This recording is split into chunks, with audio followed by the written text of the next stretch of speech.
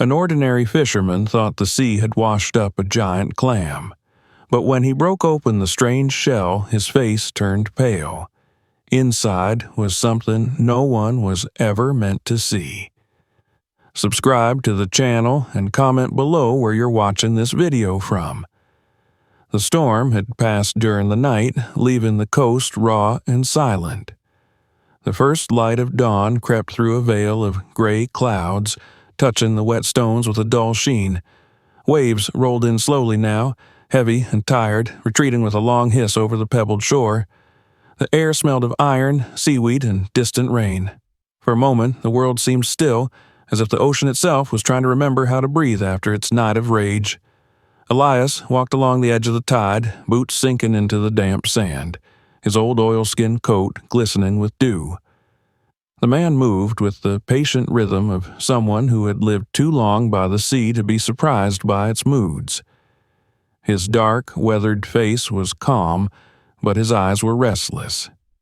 He had spent his life fishing these waters, rising before the sun, casting his nets, fighting for a catch that had grown smaller every year.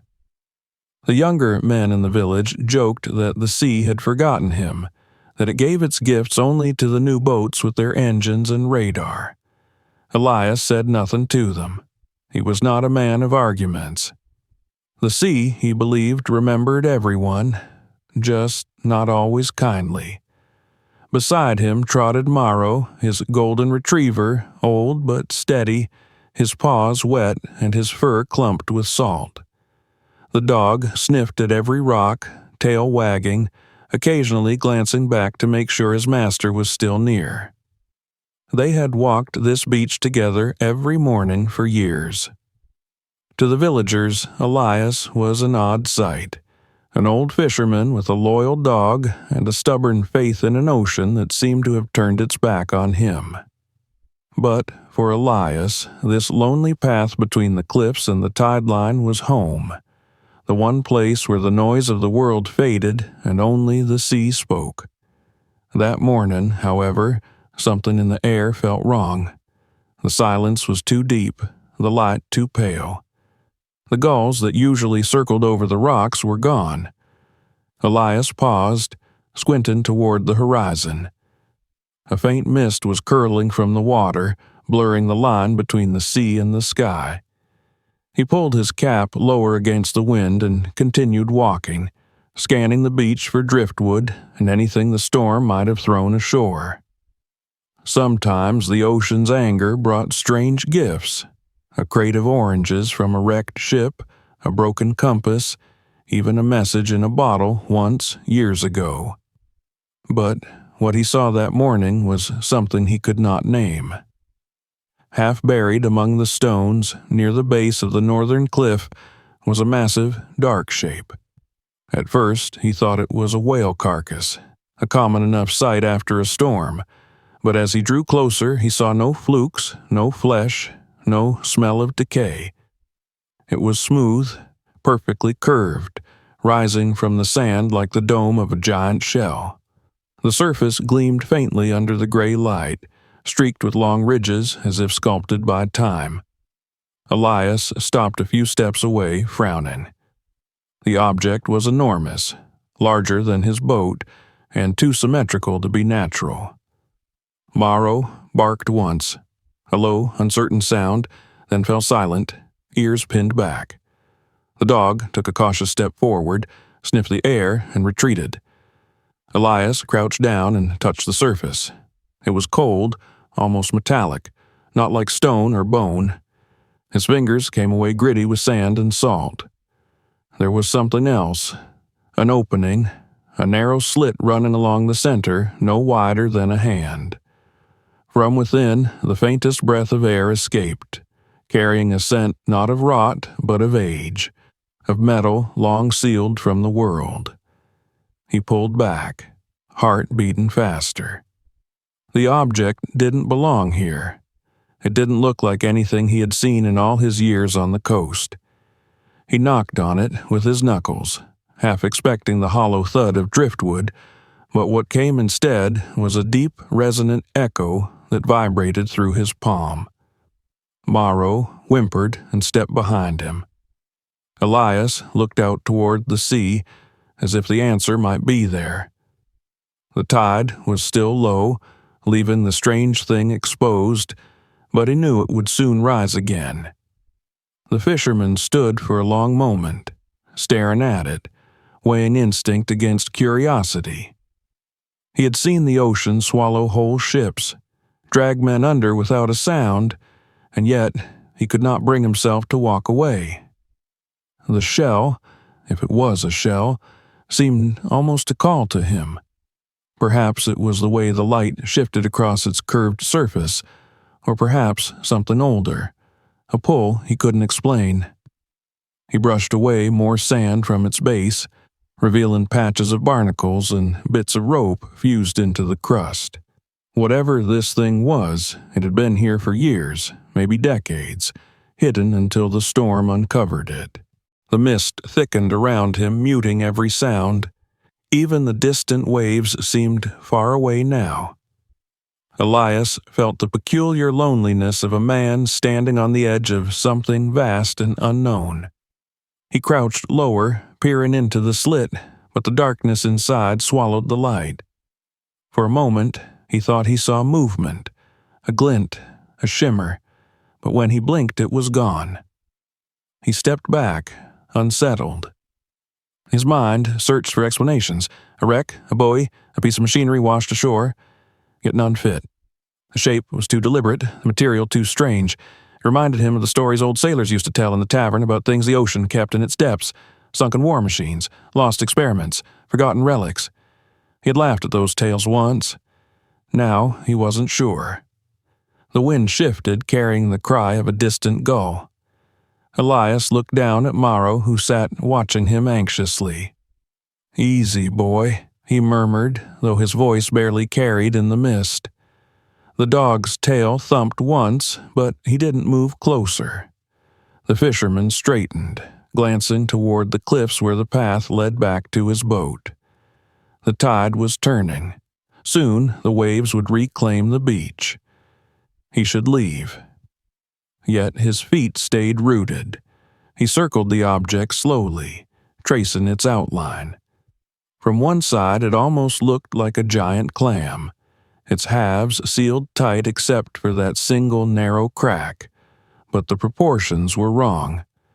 The ridges ran too evenly, and at one point he thought he saw faint engravings under the barnacles, straight lines and geometric curves, like markings on metal plates.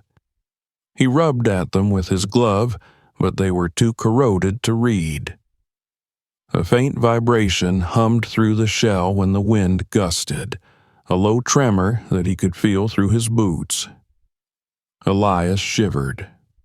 Perhaps it was just the surf beneath the rocks, but it sounded like something deeper. He stepped back and looked at the sea again. The fog was lifting in thin ribbons now, revealing a pale horizon. Far offshore, the surface was calm, deceptively calm. The fisherman exhaled slowly. Maybe he was imagining things. Maybe it was just a strange boulder or an old buoy, nothing more. But he knew better. The sea did not leave such things without purpose. It took what it wanted, and sometimes, rarely, it returned something in exchange. This, he thought, was one of those moments. He reached down, picked up a piece of driftwood, and tapped the shell again. The echo that came back was long and hollow, like knocking on the hull of a vast empty chamber. He listened until the sound faded, leaving only the sigh of the waves. Morrow whined softly. Elias finally turned towards the cliffs, his mind unsettled. He would come back, he decided. When the tide went out again, he would bring proper tools and see what lay beneath. But as he walked away, he couldn't shake the feeling that he was being watched, not by eyes, but by the thing itself, waiting patiently as the sea licked at its base. At the top of the shore, he paused and looked back. The object sat half buried among the rocks, dark against the pale sand, the narrow slit now catching a faint gleam of morning light. For a heartbeat, he thought it widened, just slightly, as if breathing. The wind carried a hollow sigh from its depths. Then the light shifted, and it was still again. Elias stood there until the rising tide reached the lower stones. Only then did he head toward his boat, his thoughts tangled like the nets he carried. The storm had ended, but something else had begun, something older and more patient than the weather. He didn't know it yet, but the moment he touched that strange shell, his quiet life by the sea had already changed. As he reached his boat, Morrow jumped in first, curling into a corner, still uneasy. Elias pushed off into the shallow water, the oars creaking softly. Behind him, the fog swallowed the beach again, hiding the dark shape from sight. The fisherman rowed slowly toward the mouth of the cove, but his mind stayed behind, fixed on the image of the thing half buried in sand, gleaming like a secret the ocean had tried and failed to keep. The sun broke briefly through the clouds, painting the waves in dull silver. Elias turned once more to glance at the shore, but the mist had thickened again. The place where the shell had been was now only a shadow among many. He told himself he would return at low tide, yet deep down he already knew that he wouldn't be able to stay away. The sea had given him a mystery, and a fisherman never ignored what the sea chose to reveal. That night, long after he had stowed his nets and eaten a simple meal, Elias sat outside his hut, listening to the waves. The air was calm, the stars faint through the haze. Morrow slept by his feet. But every time a wave broke on the shore, Elias thought he heard a second sound beneath it, a low metallic thrum, distant but steady, as though something under the water was stirring again. He stayed awake for hours, waiting for it to fade. It never did. When he finally drifted to sleep, the sound followed him into his dreams. The rhythm of the tide, and beneath it, the heartbeat of the sea itself. In the morning, he would return to the rocks. Whatever lay inside that shell had waited long enough. The next morning arrived colorless and still, the kind of morning when the sea held its breath. Elias woke early, as always, but even before his eyes opened, he could sense the difference in the air. The wind had gone, leaving a muffled world behind. The waves that usually slapped against the rocks now rolled in soft and slow, like the breathing of something asleep. He sat on the edge of his narrow bed for a long time, listening. Nothing but the faint creak of the roof timbers and Morrow's steady breathing filled the room. For a man who had lived his whole life by the coast, silence was the most unsettling sound of all. He brewed a cup of strong black tea on the small iron stove, then stepped outside. The air was damp and thick with salt. Mist lay heavy over the dunes, moving in pale ribbons that curled around the cliffs and vanished over the water. The storm had scrubbed the village clean. The beach below looked deserted, untouched, yet he knew that somewhere down there, hidden under that gray veil, waited the thing he'd found, the dark shell, the shape too perfect to belong to nature. Morrow trotted out behind him, shaking the sleep from his coat, his tail wagging uncertainly. Elias looked toward the tide line where faint traces of his footprints from the previous day were still visible, half washed away. He hesitated, running his thumb along the rim of his mug. Part of him wanted to forget the whole matter, to believe it had been nothing but a trick of light and exhaustion. But another part, the part that had carried him through storms and failures, through years of solitude and stubborn belief in the sea, wouldn't let go. He had to see it again. By the time he reached the foot of the cliffs, the fog had thickened so much that he could barely see more than a few steps ahead. The air pressed against his skin, heavy and cool. Morrow's fur was slick with moisture, and the dog kept close to his leg, glancing toward the water as though expecting something to emerge from it. Elias followed the line of the rocks, guided more by memory than sight, until at last his boot struck metal. The sound was soft, but unmistakable, a dull, hollow note that shivered through the fog. He crouched down, brushing the wet sand away with his hands. The shell was still there, its smooth curve beaded with droplets. The tide had receded, leaving it exposed once more, as though waiting for him. He placed his palm flat against it. The surface was cold, almost painfully so, and he could feel a faint vibration beneath the skin of metal, a slow pulse that might have been his imagination or something else. For a long time he simply knelt there, listening. The fog muffled every sound except the quiet lap of water at his boots. The whole world seemed to have narrowed to that single shape before him. The rational part of his mind told him it was nothing, some piece of old machinery, a wreck buried long ago, but another part, deeper and older, whispered that he was not meant to be here. Still, he couldn't leave it alone. He fetched his small hand spade and began to clear the sand around the base. The work was slow. The sand was heavy with water and clung to the metal in thick clumps. With each stroke, the form beneath grew more defined, and soon he could see that the shell was only half buried. Its lower edge curved inward sharply, as if it continued into the rock itself. This was no driftwood, no random deposit. It had been placed here. Morrow circled nearby, whining softly, his paws sinking into the wet sand. Every so often he would stop and stare inland towards the cliffs, ears pricked, as if hearing something Elias could not.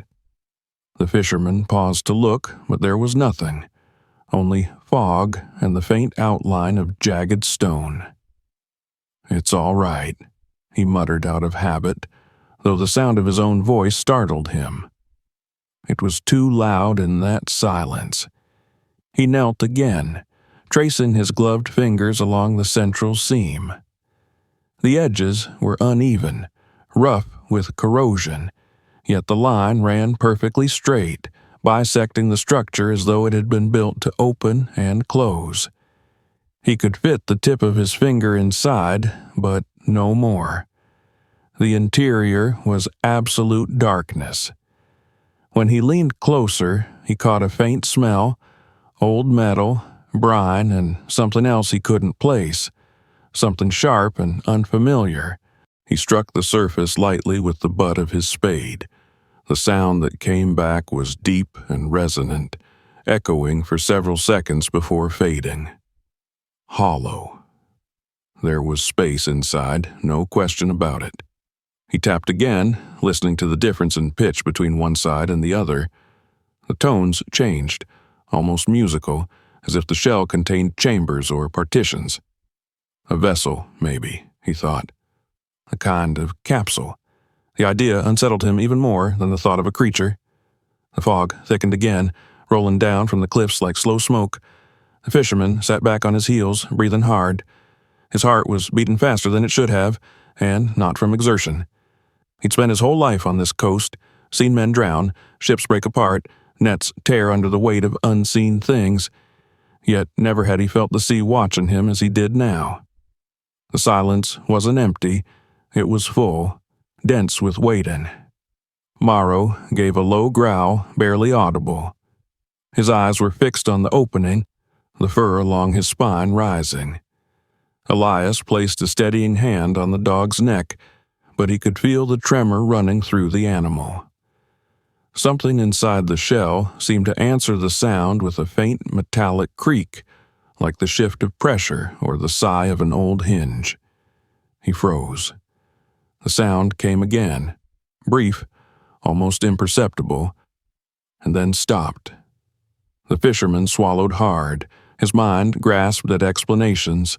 The cooling of metal, the weight of the tide settling, the contraction of trapped air. But each guess rang hollow. There was intention in that sound, as though the thing beneath the sand was aware of being uncovered. He sat back, staring at it through the mist. He thought of the stories his father had told him when he was a boy, about ships that went missing in the war, secret machines that could dive deeper than any submarine, strange wrecks that washed ashore years later, their origins unknown. He had dismissed them as the tall tales of an old man who loved the sea too much to let it be ordinary. Now he wasn't so sure. The morning wore on, though the sun never broke through the fog. The tide began to rise again, slow but persistent, licking at the edges of the shell. Elias brushed sand from his hands and stood, stretching his sore back. He looked down at the object one last time, half tempted to dig further, half afraid of what he might find if he did. The seam gleamed faintly in the gray light like a single unblinking eye. He turned away, meaning to leave, but after only a few steps he stopped. Something in him refused to walk off. It wasn't greed or even curiosity now, it was a feeling closer to responsibility. The sea had shown him this thing, uncovered it after who knew how many years. To ignore it felt wrong, almost disrespectful. He was part of the ocean's rhythm. He took from it, worked with it, sometimes feared it. If the sea had decided to give him this secret, he owed it attention. Still, there was fear in that duty. He stood for a long time at the edge of the surf, watching the fog twist around the cliffs. The world felt smaller than usual, as though the mist had erased the horizon. Even the gulls had fallen silent again. He could hear only the faint hiss of the water and, beneath it, something else. So faint he almost missed it.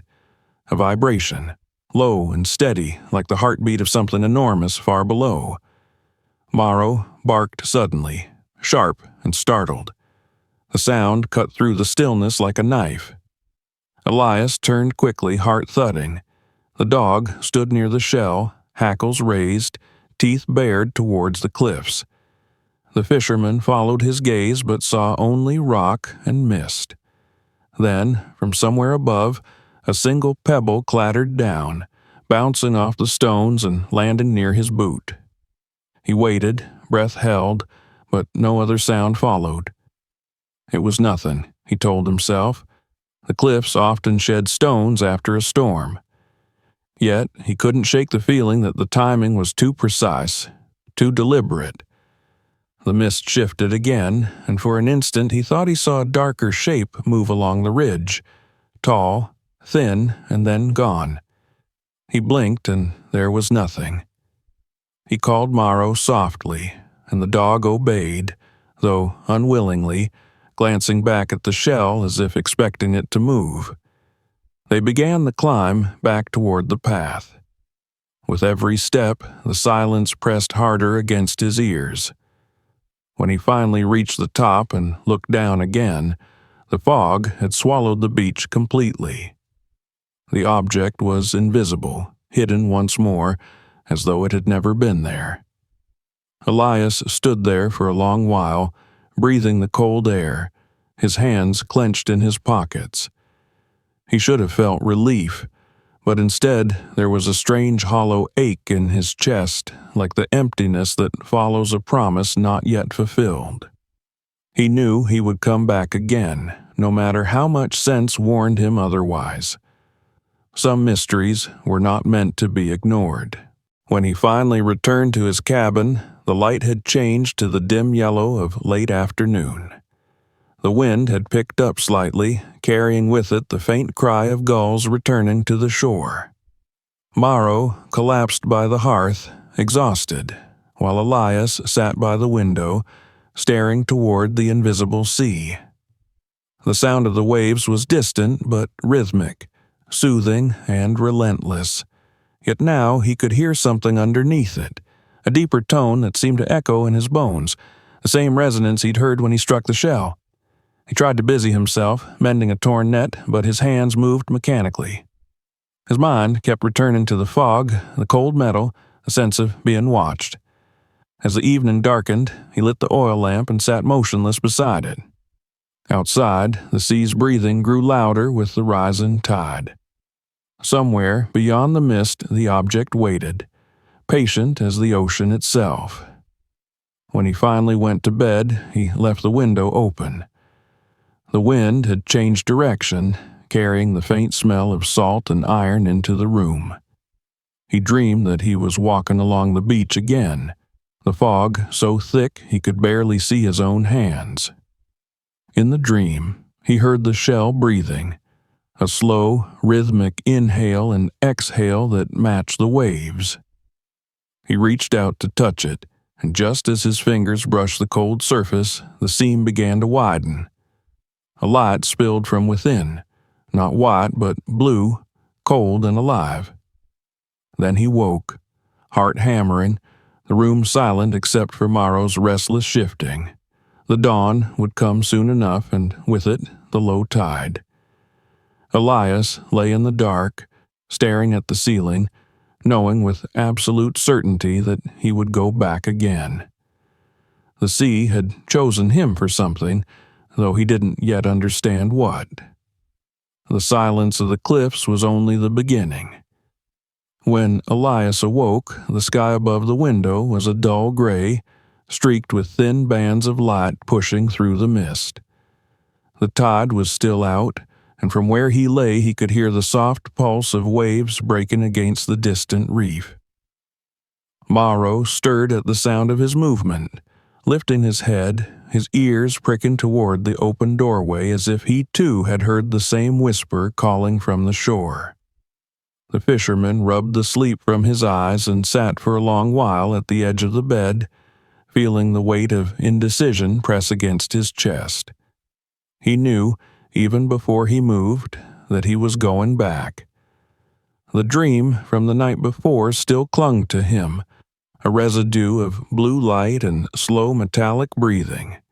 He told himself it was only the sea playing tricks on his mind, the aftertaste of fear mixed with curiosity. Yet, every time he closed his eyes, he saw the shell's faint seam glimmering through the fog.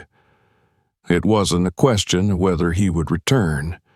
It was only a matter of when. He could no more ignore that thing on the beach than he could ignore the pull of the tide itself. He ate quickly, a piece of dried fish and a slice of bread, washed down with bitter tea. Outside, the morning air was thick with moisture, the mist beginning to lift. The sea smelled cleaner today, the violence of the storm finally gone. The path down to the cove was slick from dew, but he knew every turn, every rock, as if the land had grown beneath his feet. Morrow followed close behind, his tail low, his pace cautious. The dog's instincts were sharper than his own, and Elias noticed that he no longer wagged his tail when they drew near the cliffs. When the beach came into view, Elias stopped and let his gaze travel along the shore. The tide had drawn far back, leaving long streaks of wet sand that gleamed like polished stone, and there, half buried among them, the object waited. It seemed larger now, though he knew that was an illusion. The mist had gone, revealing the full curve of its form, rising from the sand like the back of some sleeping creature. Sunlight struck it faintly, and he saw colors he hadn't noticed before. Muted shades of bronze and black, patches of rust along the edges, and, under all that, the unmistakable sheen of metal. He knelt beside it, brushing at the sand with his gloved hands. The crust of barnacles along the lower side cracked away easily, and beneath them he found smooth surfaces too perfect to have been shaped by nature. There were lines, straight, deliberate, human. He ran his fingers along one and felt the faint groove of a rivet. Another section revealed the ghost of an engraving, worn down by years of salt and grit but still recognizable as something purposeful. It was no shell. It was built. The realization should have calmed him. It meant he was not dealing with something alive. Yet somehow it only deepened his unease. The sea had a way of keeping what man made and then returning it changed, half its soul stolen by time. Whatever this thing had been when it first entered the water, it was no longer that. It was something else now, something caught between man's design and the ocean's will. Elias dug deeper, methodically removing the layers of sand. The spade clinked against the hard surface, and each sound echoed differently, hollow in some places, solid in others. He began to recognize a pattern. The top half was curved, but the lower portion straightened, like the keel of a small vessel. The more he uncovered, the more it resembled the side of a buried craft, perhaps some kind of pod or capsule. By midday, his back ached and his palms were raw, but the edge of determination in him had only sharpened. He paused to rest, sitting on a rock beside Morrow, who lay with his chin on his paws, eyes fixed on the strange form. The dog hadn't barked once all morning, only watched as if trying to make sense of what his master was doing. The sun climbed higher, and its warmth began to dry the sand. The air shimmered faintly, and with it came a new sound, a faint hum that seemed to come from the metal itself. Elias pressed his ear to the surface. At first, he thought it was just the sea moving through the rock below, but then he realized it was coming from within. A steady vibration, almost imperceptible, pulsing at irregular intervals. He pulled back sharply. The sound stopped. For a long moment, he knelt there staring, afraid to breathe. Then, slowly, he reached out again, this time with the handle of his spade, and tapped the surface near the seam. The echo returned, deep and hollow. But behind it, he thought he heard something else, an answering tone, faint but distinct, as though something inside had stirred in response. Morrow whined and took a step backward, his paws sliding in the wet sand. Elias stood, feeling the unease tighten in his gut. He looked around, half expecting someone else to appear, though he knew he was alone. The cliffs loomed above, casting long shadows that made the beach seem smaller, more confined. He told himself he was imagining things. Perhaps the metal was reacting to the warmth of the sun, expanding after years of cold. The vibrations could be air trapped inside or the shifting of water beneath. He repeated those thoughts until they sounded reasonable. Still, when he touched the seam again, he could feel a faint warmth that hadn't been there before. The fisherman stepped back and studied the object from a distance. It wasn't just the shape that was unnatural, it was the precision. Every curve, every ridge followed a pattern too deliberate for chance. It was symmetrical, like a man-made shell, but smoother, sleeker, as if it had been designed for speed or concealment. And the seam, perfectly centered, suggested that it could open. The idea of it opening sent a chill through him. He pictured a door giving way, darkness spilling out, or worse, light that didn't belong to this world. He shook the image from his mind and turned instead to the practical question. What was it? And how long had it been here? He remembered his father speaking of the war, of the strange vessels built in secret and tested along remote coasts. Some were said to disappear without a trace, lost to storms or sabotage. It wasn't impossible, he thought, that one had found its grave here, buried by sand and time. But if that was true, then why had no one ever found it before? The village had fished these waters for generations. Every rock, every inlet was known by name. The hum returned, softer now, blending almost perfectly with the sound of the sea. Elias stared down at the seam. He could swear the line was wider than before, though he couldn't be certain. He knelt again, pushing his fingers into the sand at the base and uncovering more of the lower edge. That was when he saw it, a link of rusted chain, fused to the metal and vanishing beneath the rocks. He pulled at it, but it held firm. The chain was old, crusted over with salt and barnacles, but its purpose was unmistakable. The object had been fastened here, anchored deliberately. Someone had wanted it to stay hidden. Elias sat back on his heels, breathing hard. He could almost see it now. A crew working in secret under cover of darkness, hauling this heavy shape to shore, burying it among the rocks before the tide returned to swallow it again. The thought both thrilled and frightened him. Whatever had been hidden here had been meant to stay that way.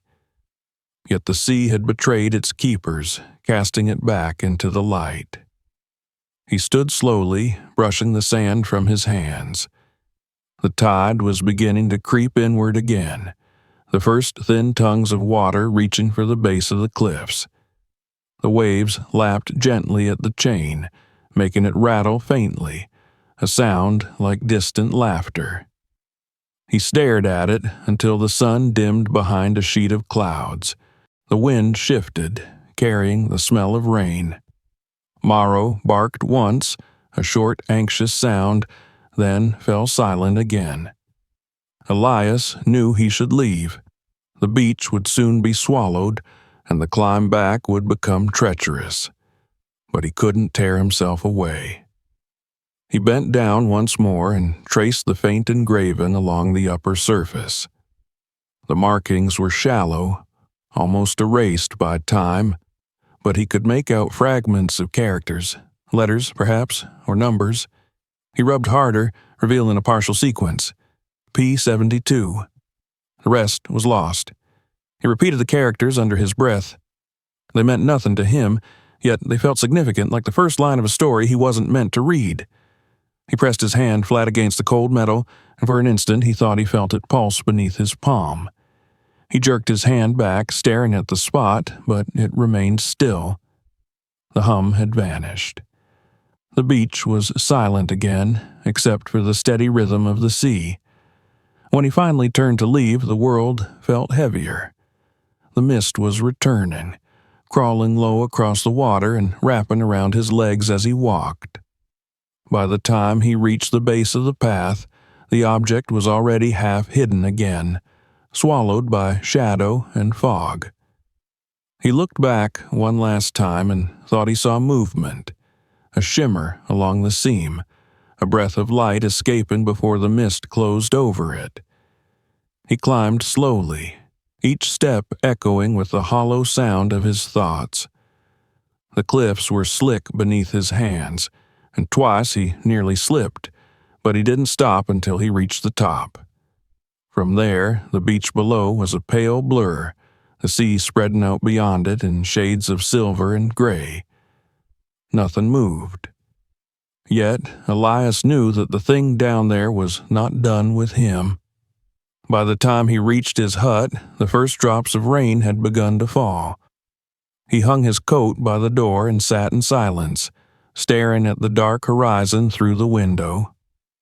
Morrow curled beside him, whining softly, as if sharing his unease. The fisherman poured himself a small glass of rum, the one indulgence he allowed, and drank it slowly, feeling the warmth spread through his chest.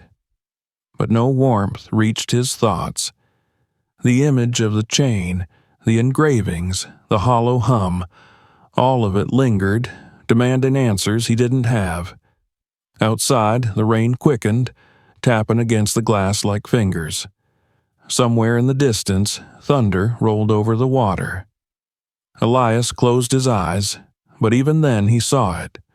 The shell on the shore, the seam widening just enough to show a sliver of darkness inside. He didn't know what lay within, but he knew this much. The sea had kept it hidden for a reason. And now that it was uncovered, it would not rest again until its story was told. Rain fell through the night, first soft and steady, then heavier, beating against the roof of Elias's cabin until dawn. By morning, the world outside was soaked and gray. The sea, though calm on the surface, breathed with a slow menace beneath the fog. The air smelled of metal and salt, and the horizon was invisible, swallowed by mist. Elias sat at the table, staring at the cup of tea he had brewed but not yet touched. The memory of the buried chain, the faint engraving, the hum beneath the surface, all of it had filled his dreams and now lingered in the waking world. He knew that what he had found was not something left by chance. It had been hidden.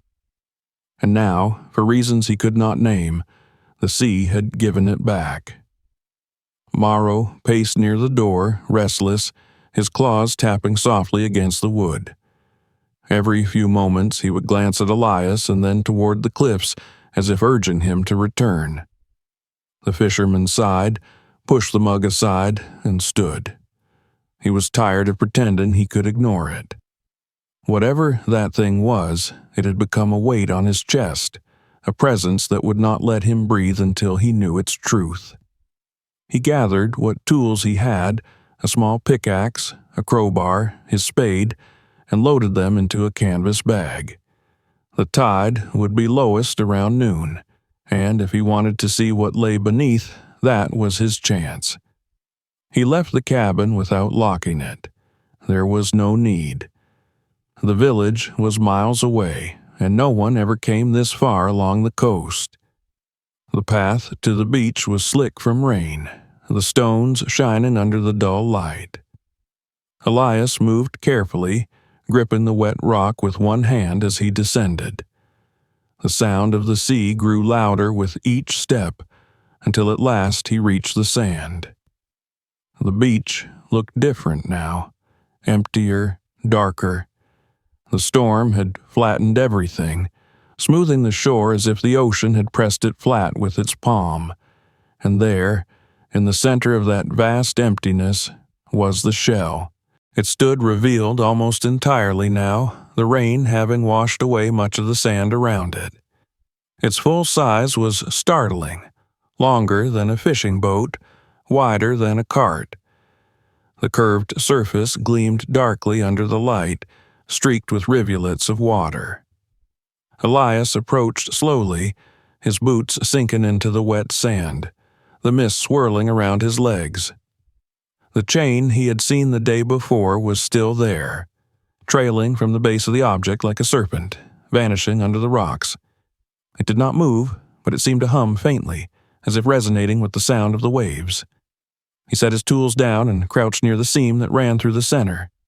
The edges were jagged in places, as though damaged long ago, and water dripped slowly from within. He leaned closer and saw that the darkness inside was not complete. Something deep within reflected the faintest trace of light, metallic, deliberate. The sight made his heart race. Morrow barked once, sharp and uneasy. The sound echoed against the cliffs and then faded. Elias reached into the bag and drew out the crowbar. He tested the seam again, feeling for a weak point. The metal was stubborn, solid as bone, but there were places where corrosion had eaten away at the edges. He wedged the crowbar into one of those and pushed. The sound that followed was deep and heavy, a groan that seemed to come not just from the shell, but from the ground itself. He froze, waiting. The echo rolled out and died, leaving only the sound of rain and the dog's low growl. Then he tried again, pushing harder. The metal gave slightly, no more than the width of a finger, but enough for a thin hiss of air to escape. The smell that followed was strange. Salt, oil, rust, and something older, like wood long sealed in a tomb. He stepped back, breathing shallowly, his pulse quick in his throat. He knew he should stop. Whatever was inside had been trapped there for a reason. Yet, curiosity was a hunger that reason could not feed. He braced his feet, tightened his grip, and pried again. This time the seam widened by another inch. A dull clank echoed from within, followed by a whisper of shifting sand as water drained away. Morrow barked again, louder now, his body tense. Elias ignored him. He shone his flashlight into the gap. For a moment, he saw nothing but shadow. Then the beam caught on something, smooth metal, curved and symmetrical, like the side of a drum. He adjusted the light, and the reflection shifted, revealing more, the outline of what looked like a handle attached to a smaller compartment within the shell. It was not empty. There was structure inside, walls and fittings, all too precise to be natural. The fisherman's throat went dry. Whatever this was, it had been built by human hands. He reached into the opening, his fingers brushing the edge of the inner surface. It was cold, almost painfully so. The texture was strange. Not pure metal, but something composite, smoother and denser. When he tapped it, the sound was muted, like knocking on the hull of a ship beneath water. He withdrew his hand quickly, wiping it on his coat. The wind picked up, moaning through the gaps in the cliffs. Elias looked around uneasily. The world seemed smaller now, pressed in by fog and stone. He turned back to the shell and crouched lower, peering once more into the gap. The flashlight beam flickered across a shape that made him stop breathing. At first, he thought it was a piece of machinery, something jointed and complex, but then his mind began to recognize its form. A hand. Not flesh, but metal, sculpted and still, fingers curled slightly inward as if frozen mid-motion. It was too perfect, too human to be part of a mechanism. For a long time he stared, his thoughts scattered and wild. Was it a statue, a mannequin, or something else entirely? Morrow began to bark furiously, breaking the spell. The dog's eyes were fixed on the gap, his body trembling. Elias stood and took a step back, the crowbar still in his hand. The air around him felt charged, vibrating faintly, though no wind touched his face. The shell made a sound, a low creak, as if settling or perhaps responding. Then, as suddenly as it had come, the vibration ceased. The rain slackened to a drizzle. The fisherman stood there, motionless, the cold seeping into his bones. He could no longer tell if the pounding in his ears was his own heartbeat or something from within the object. Slowly, he knelt again and touched the chain that led into the rocks. It was rusted almost to dust, yet still intact. He pulled at it once, twice. It didn't move. Whatever it was attached to lay deep beneath the surface, anchored by design. Elias moved around the object, scraping away sand and mud to reveal more of its shape. As he worked, he uncovered a small plate near the base, half obscured by corrosion. The edges were sharp, and engraved upon it were faint markings. He wiped it clean with his sleeve, squinting to make them out. The symbols were foreign to him, but among them he could read two words stamped in fading letters: Property of the Imperial Navy. His stomach tightened. That name hadn't been used in decades, not since the war.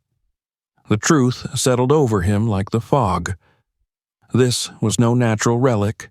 It was a machine from another time, built in secrecy, perhaps lost during those years when the sea devoured ships by the hundreds. He thought of the photograph in his father's house, a black and white image of young sailors in uniform, smiling on a dock before the war took them. Some of them had never returned. Perhaps one of them had built this. Perhaps one of them had died inside it. The thought both chilled and steadied him. This was not witchcraft or legend. It was history, buried and forgotten.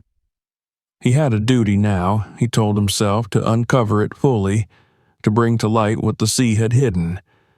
But even as he tried to convince himself, another part of him whispered that some histories were buried for good reason. He forced the crowbar into the seam again, this time closer to the base where the metal was weaker. The shell groaned, then shifted with a sharp crack that echoed off the cliffs. A jet of trapped air burst out, carrying with it a rush of cold mist. The smell was stronger now, salt, rust, and something like oil mixed with decay. Elias covered his mouth with his sleeve and leaned away. When he looked again, the opening had widened enough to see inside. The interior was cramped, lined with dark panels covered in growths of salt and coral. Along one side was the metallic figure he had glimpsed earlier, half buried under a layer of sediment. It was not a statue after all, but a suit, human-shaped but mechanical, with joints and fittings that suggested it had once been worn. The visor of its helmet was cracked, revealing nothing within but darkness. Beside the figure, half covered by seaweed, lay a small cylindrical container about the length of his forearm. It was clamped to the wall by a rusted bracket. Elias reached in carefully, the metal cold against his skin, and pried it loose. It came free with a reluctant scrape. The cylinder was sealed by twin clasps, its surface corroded but intact. He held it in his hands, turning it over. It was heavier than it looked, and when he shook it gently, he heard nothing inside. No rattle, no slosh. Whatever was in there had been sealed tight. He wiped away the grime and saw faint letters etched along its length. Most were unreadable, but one word stood out clearly. Archive. Morrow's barking grew frantic again, echoing against the cliffs.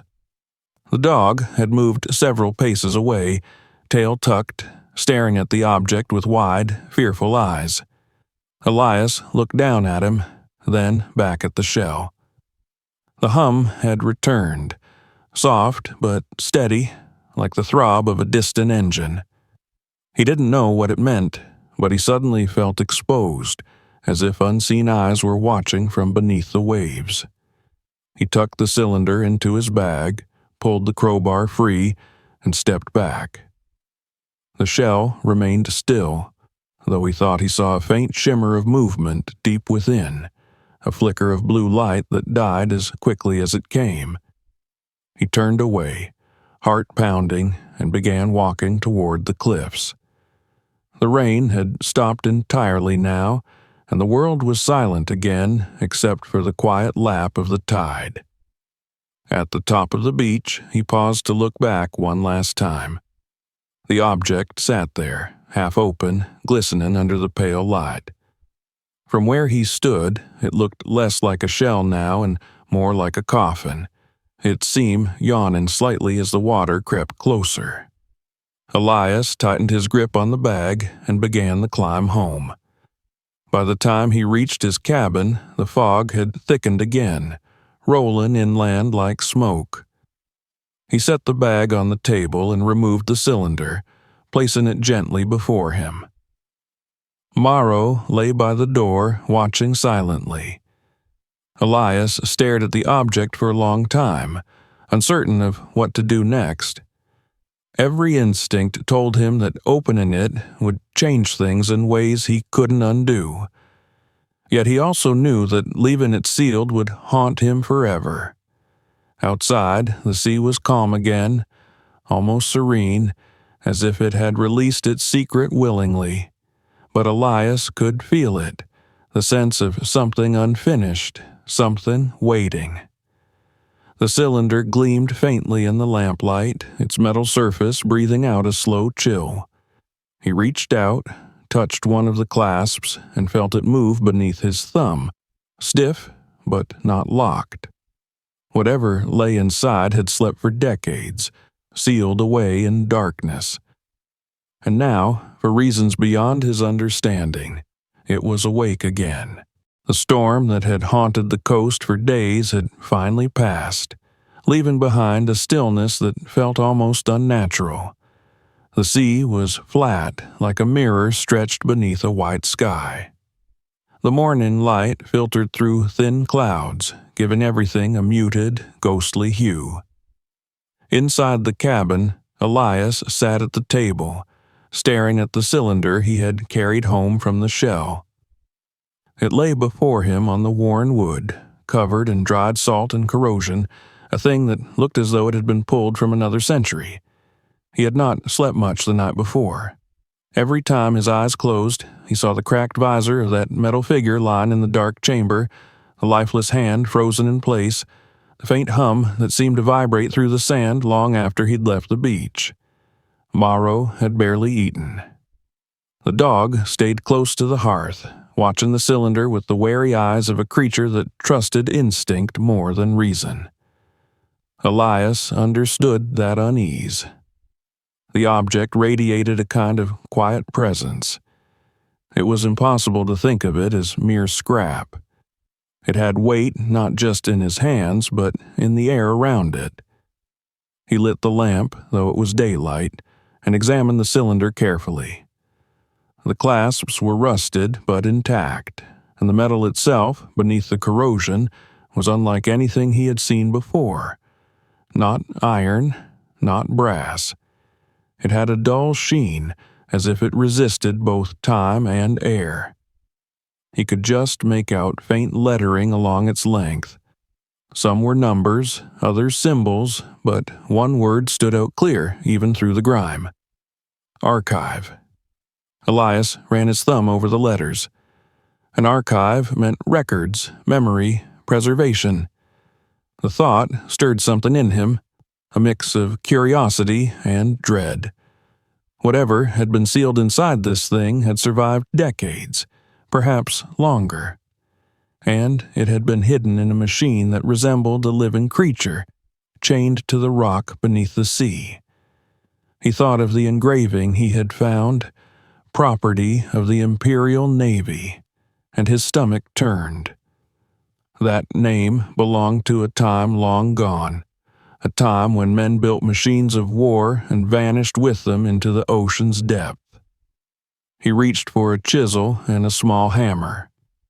If he was careful, he could open the clasps without damaging what lay within. He hesitated for a moment, glancing at Morrow, who lifted his head and let out a low whine. "It's all right," Elias murmured, though his voice lacked conviction. "It's just metal." But even as he said it, he knew it wasn't true. There was something about this object that demanded reverence, like a relic exhumed from a forgotten temple. He set the chisel against the first clasp and tapped lightly. The metal gave a brittle sound, reluctant, but then shifted slightly. A small puff of stale air escaped, carrying the faint scent of oil and age. He worked the second clasp loose, his hands trembling with effort and anticipation. When it finally clicked open, a thin seam appeared along the side of the cylinder. Elias lifted the lid slowly, almost expecting something to move inside. Instead, what greeted him was silence and a faint shimmer of dust.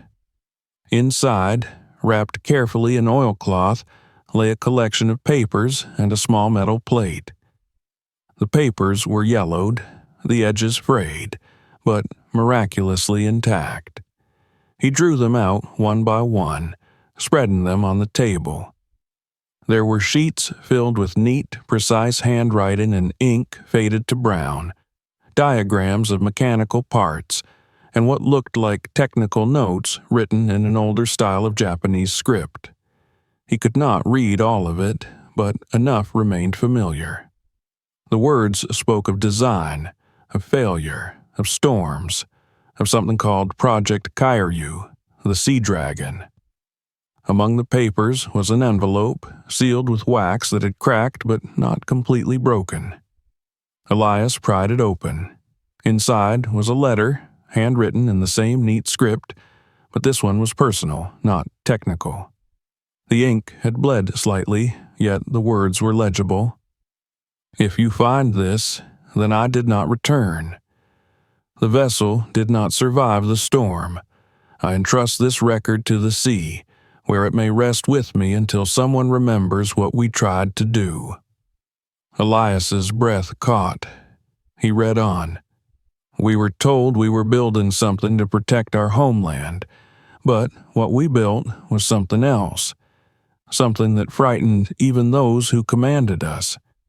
The design was meant to merge with the ocean, to vanish within it, to live and wait. We made the shell to endure, to hide what should not be found. I sealed the archive within, hoping that one day, when time has washed away our sins, it might tell the truth." The signature at the bottom was smeared, but the name appeared to begin with the character for Sato. Elias stared at it, his fingers trembling.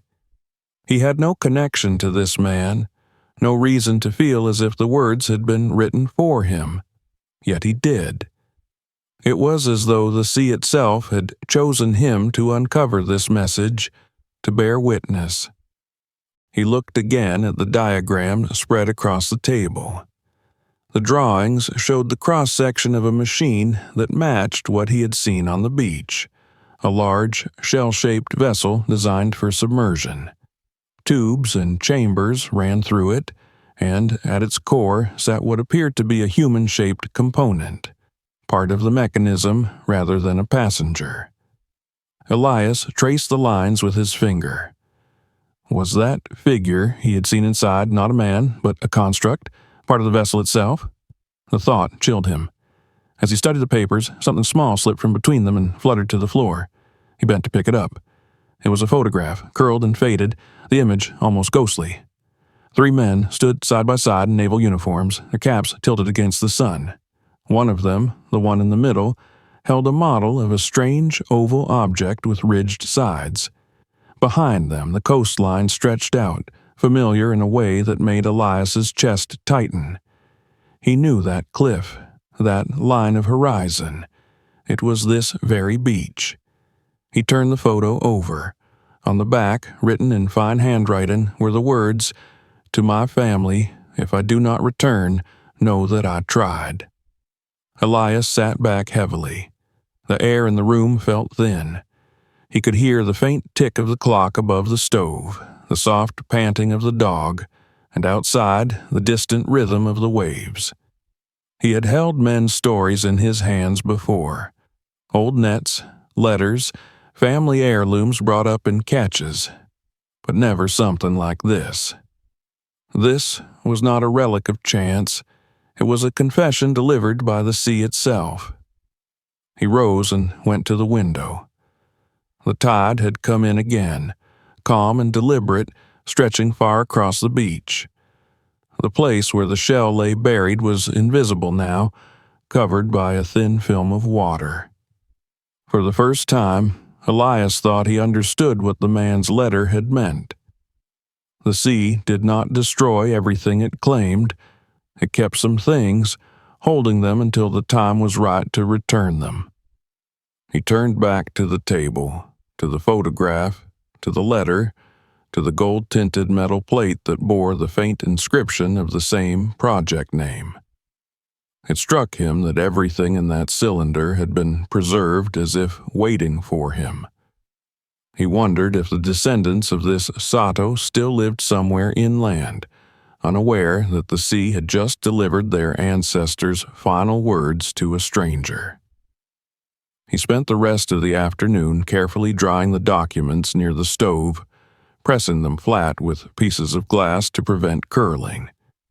As the light outside began to fade, he reread the letter several times, letting the words sink deeper into him. The line that stayed with him most was simple. "We made the shell to hide what should not be found." It haunted him because it implied more than regret.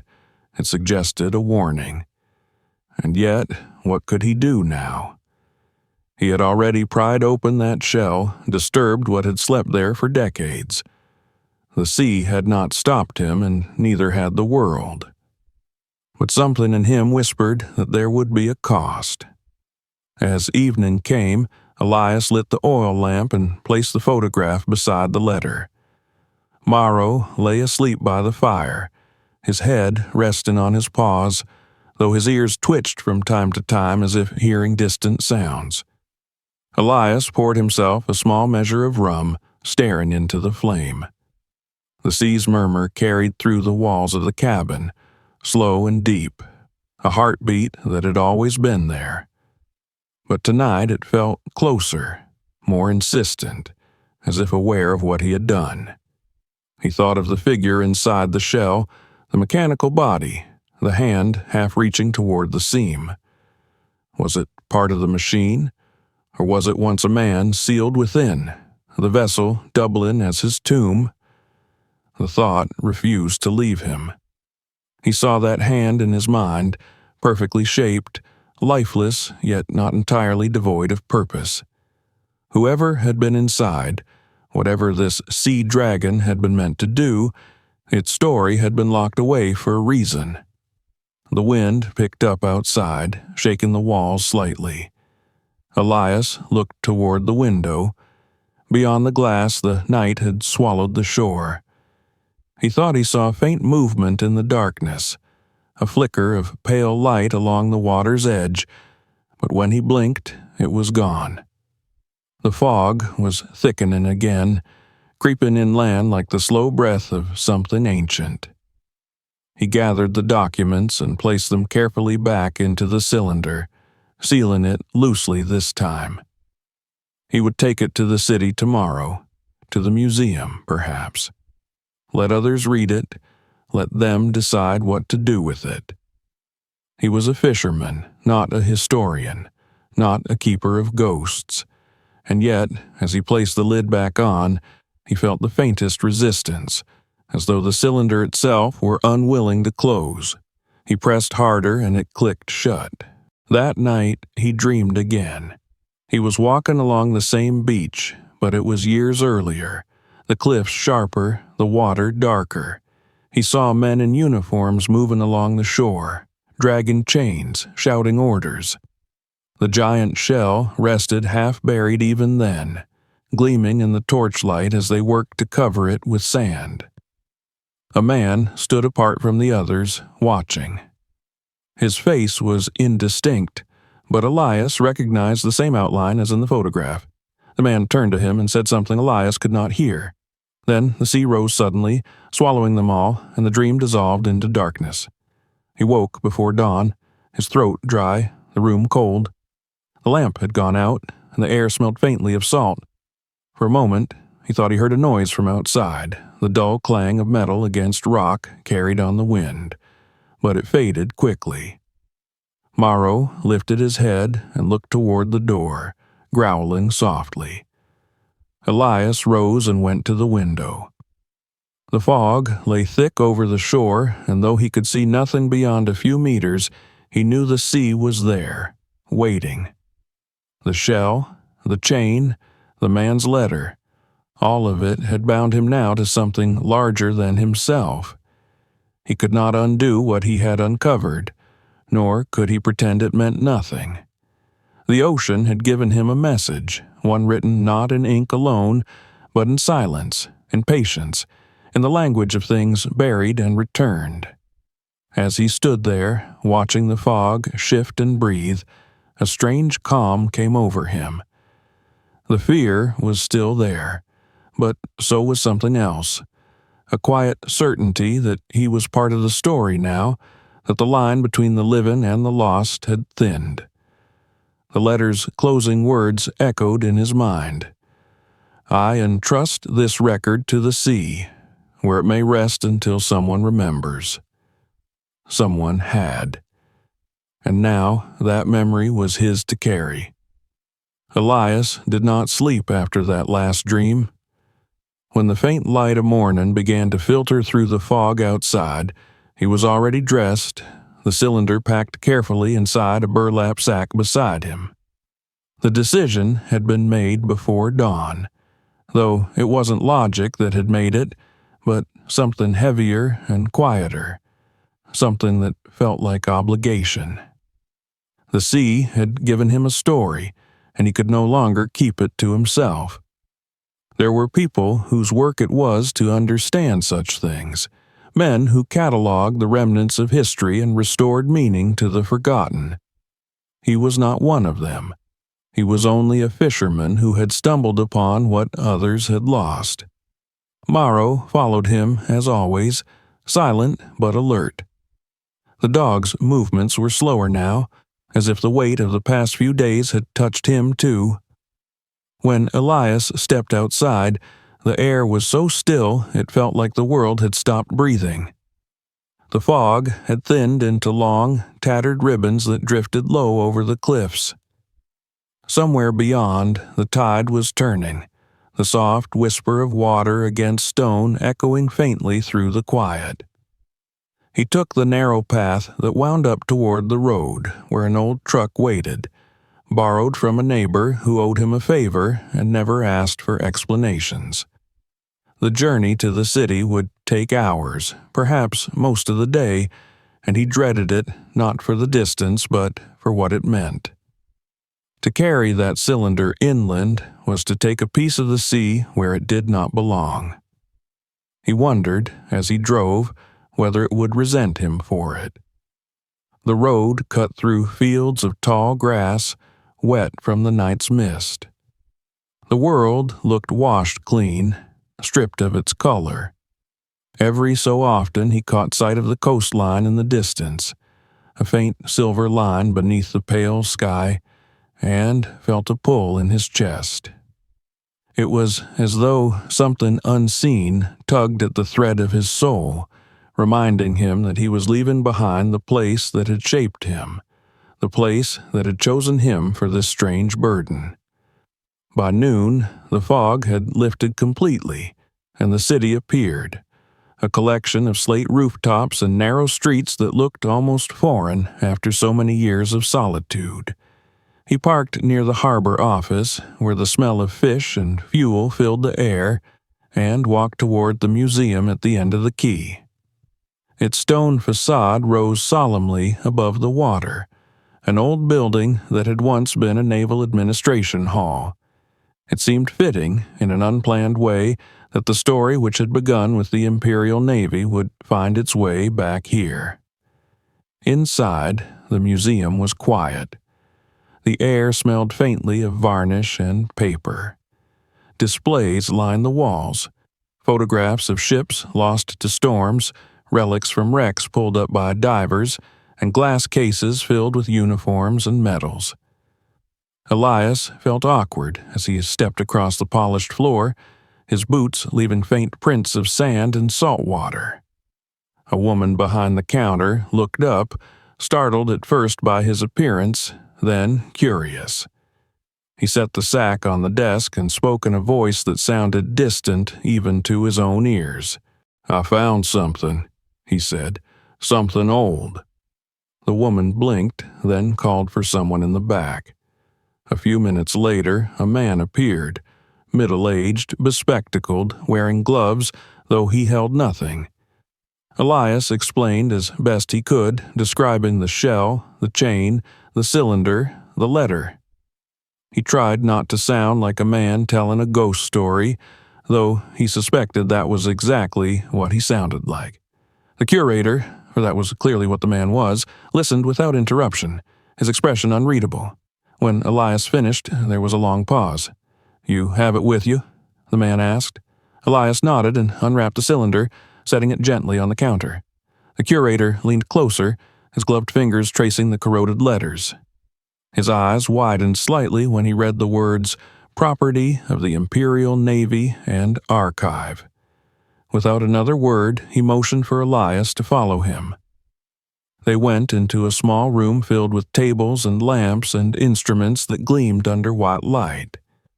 Two assistants appeared, murmuring to each other as they examined the object from every angle. When the curator finally spoke again, his voice had changed.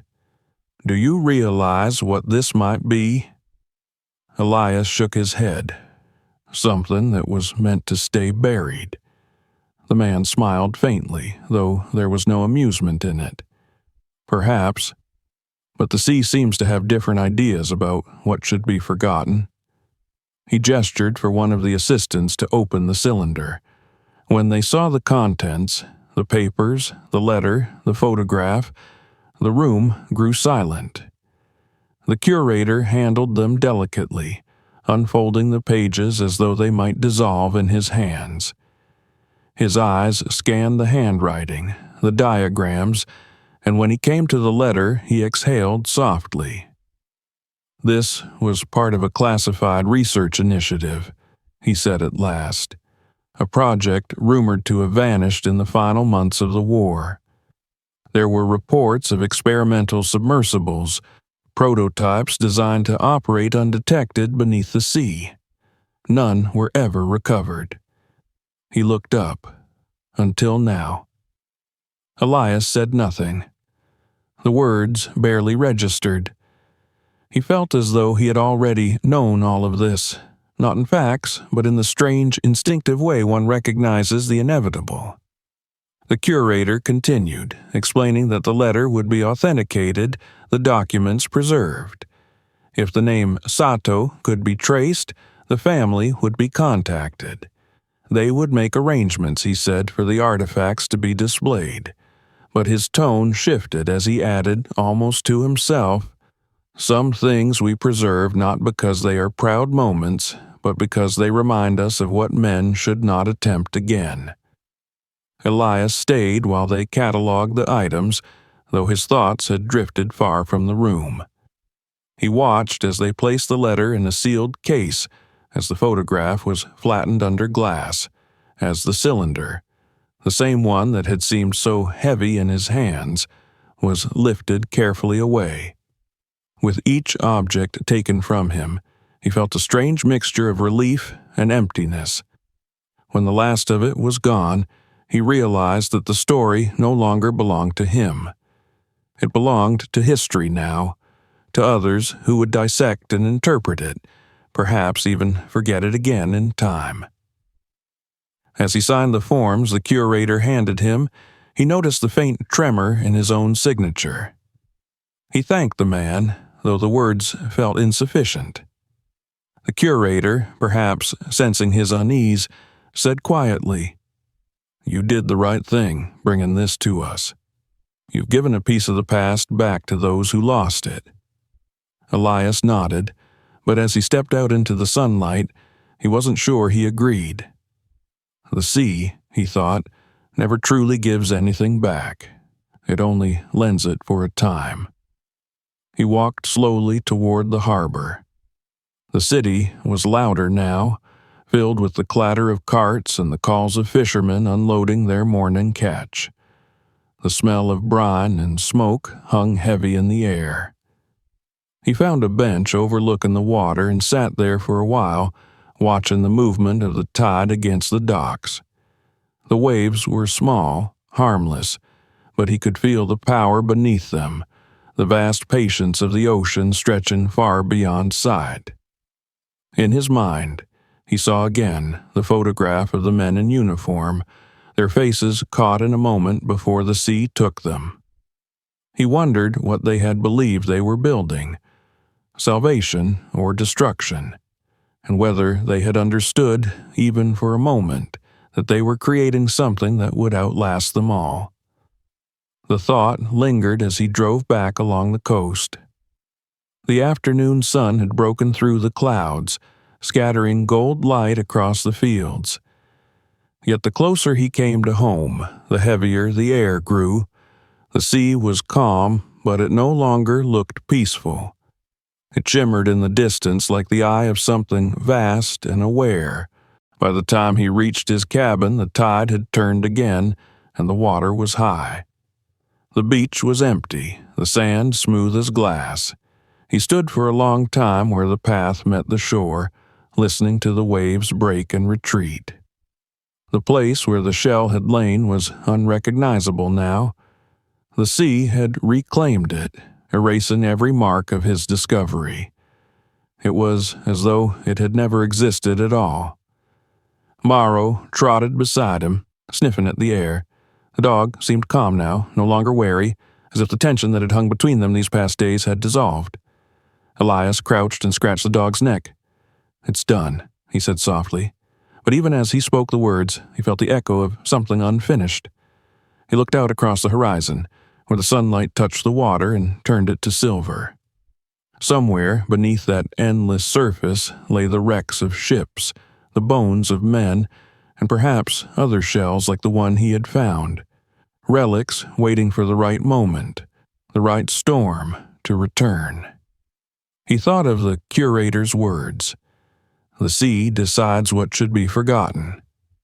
And, for the first time, he wondered whether his finding had been an act of chance or something deliberate, a small correction in the long memory of the ocean. As dusk fell, Elias lit a fire outside the cabin. The smoke drifted up, mingling with the cool air. He sat beside it, watching the tide shift in the dim light. The sea had gone quiet again, its voice low and patient. He realized then that he no longer felt the same fear he had before. What had once been a mystery that haunted him was now simply part of the rhythm of his life.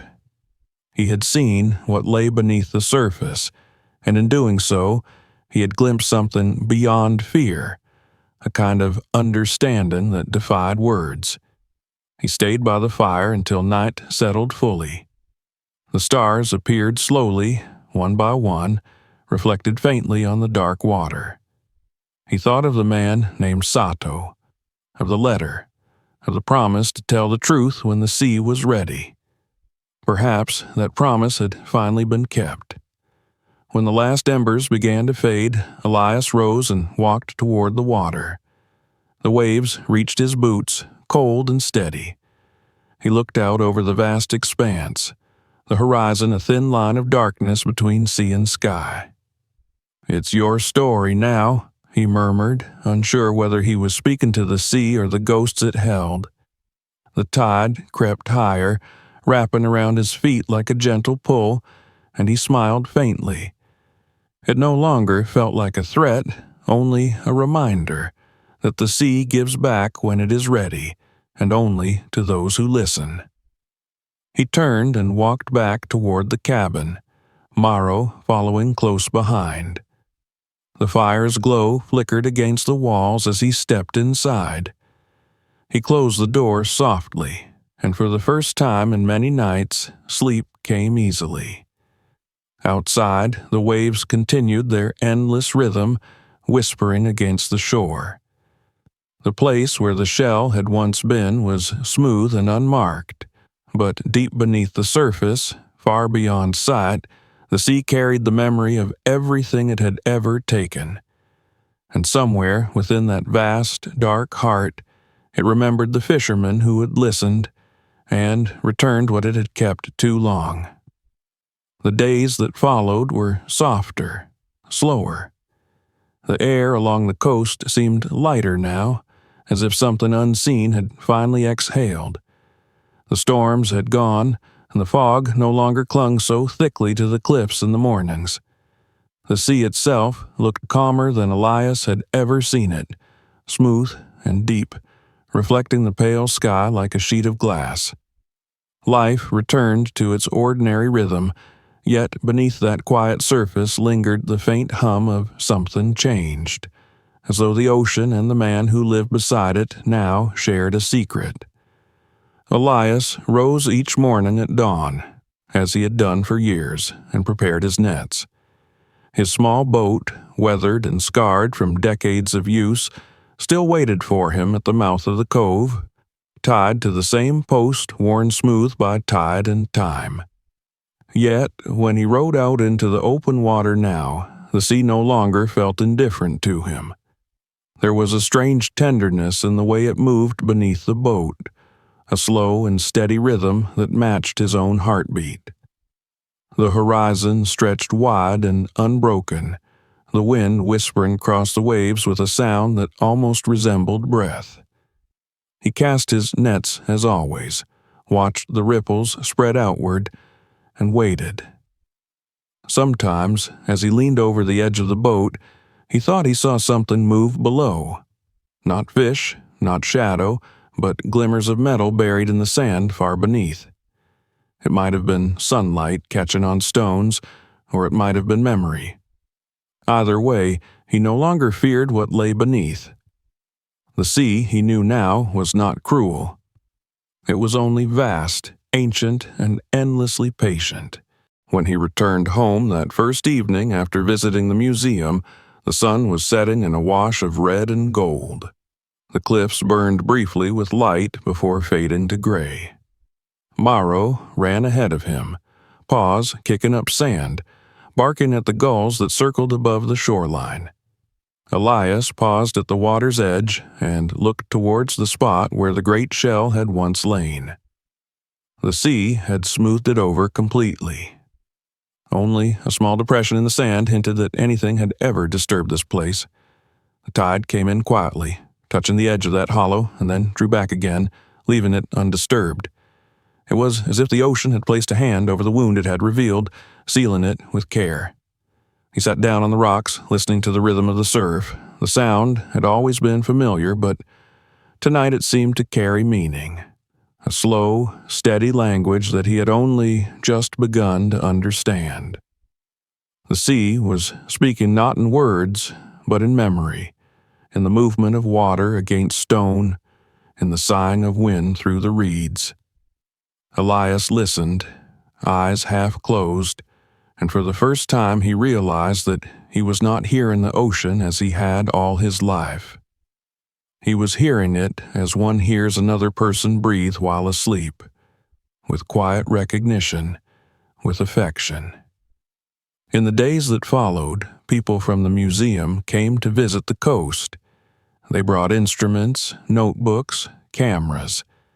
They examined the cliffs and the tide pools, took measurements of the rocks and sand, collected fragments that the storms had unearthed. Elias watched them from a distance. They were kind, respectful even, but they did not look at the sea the way he did. To them, it was an archive to be studied, not a living thing. They asked him questions about the shell, about where he had found it, how deep it had been buried. He answered simply, telling them only what they needed to know. He left out the parts that couldn't be written in their reports, the hum in the metal, the pulse under the sand, the way the fog had seemed to breathe when the seam opened. Those were not details for men with clipboards and gloves. Those belonged to the sea. The museum sent him letters afterward, thanking him for his valuable contribution to maritime history. They called the find the Sato Archive and said it would be preserved and displayed for the public. A small exhibit was being planned, they wrote, one that would tell the story of the lost project and the man who had vanished with it.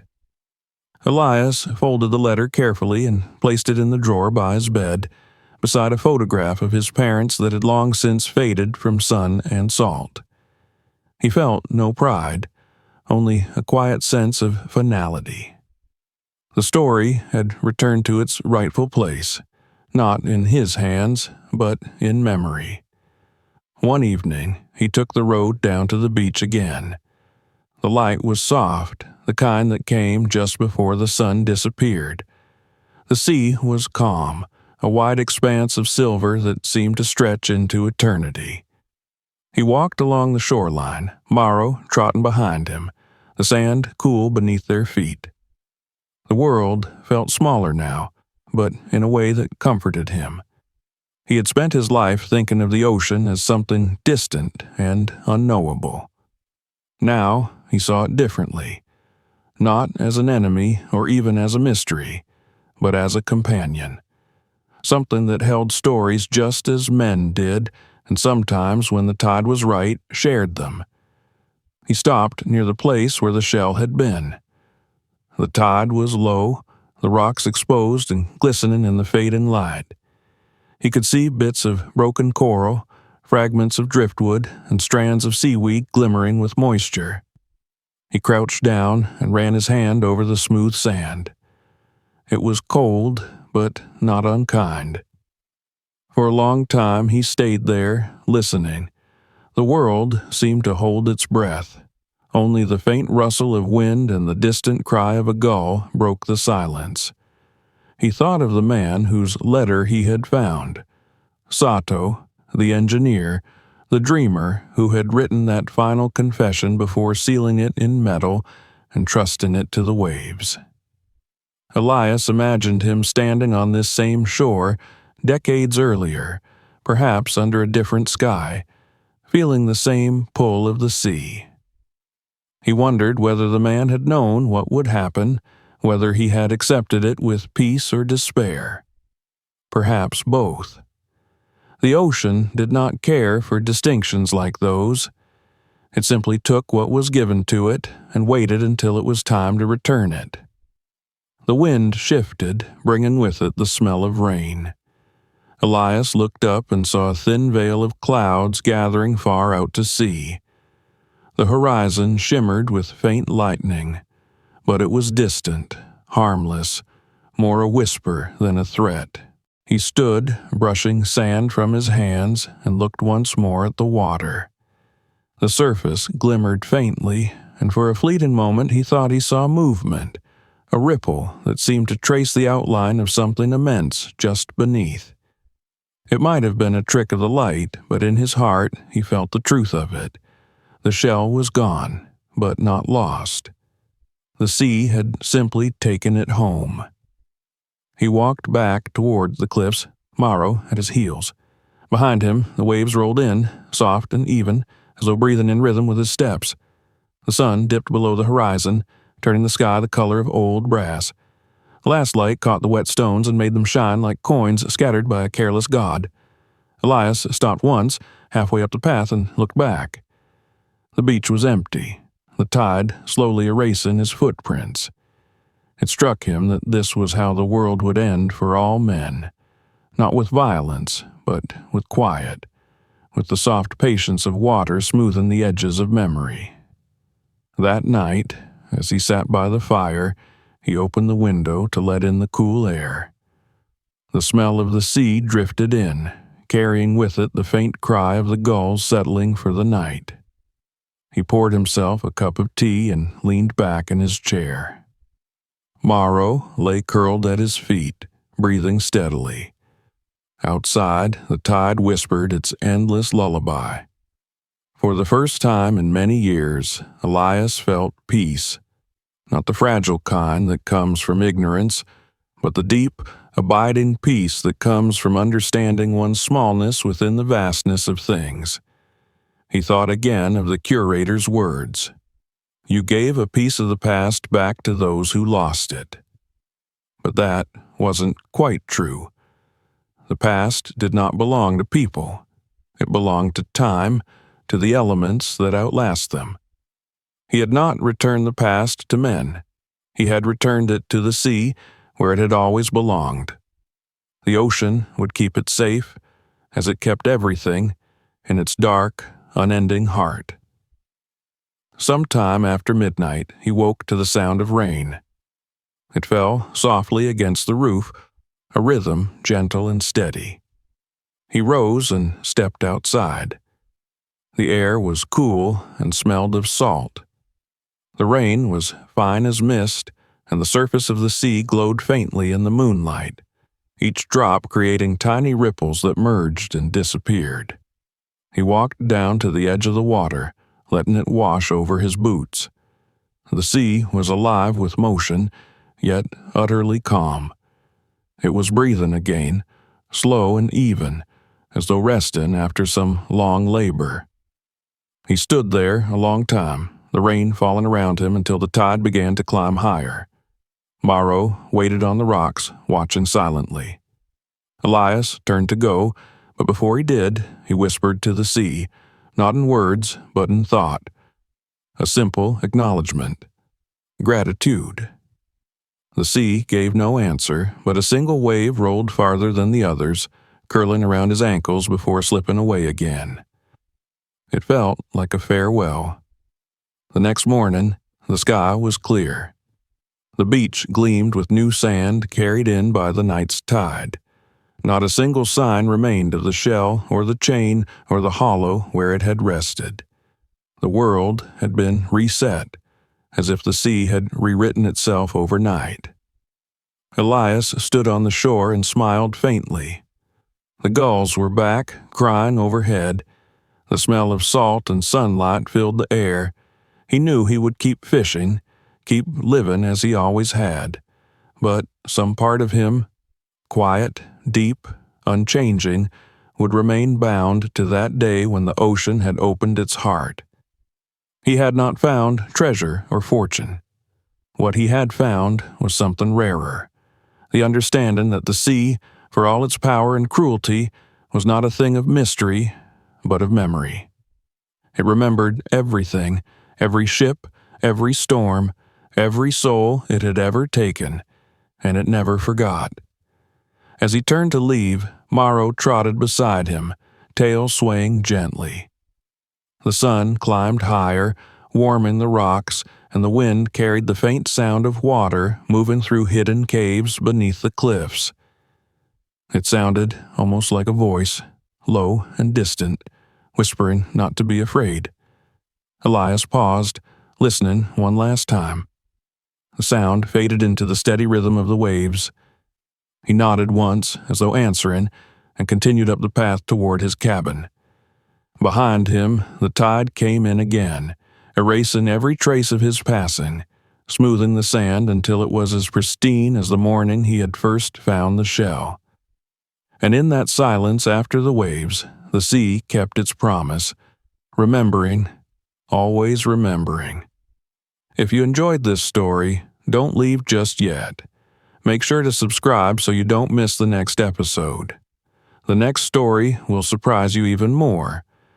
Click the bell icon to stay notified when new stories drop, and share this video with your friends so they can discover it too. And before you go, check out the next video on your screen.